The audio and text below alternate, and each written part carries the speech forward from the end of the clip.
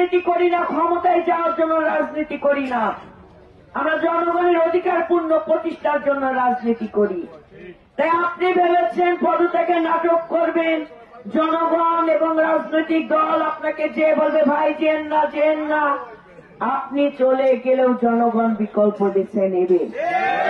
আমরা যেতে বলি নাই, আপনি নাটক করে প্রমাণ করেছেন আপনি কিছু মানুষের ব্যক্তিগত স্বার্থ সিদ্ধি করার জন্য এই আসনে আসীন হয়ে বসেছেন।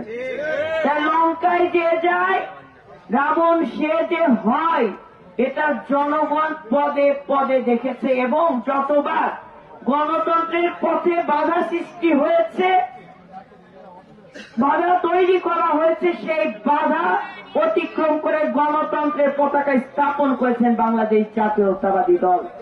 আগামী দিনে তারেক রহমানের নেতৃত্বে, বাংলাদেশের নেতা তারেক রহমানের নেতৃত্বে গণতন্ত্রের পতাকা স্থাপিত হবে। জনগণ ভোট দেবে, ভোটের মাধ্যমে বাংলাদেশ জাতীয়তাবাদী দল সরকার গঠন করবে। ধন্যবাদ সবাইকে।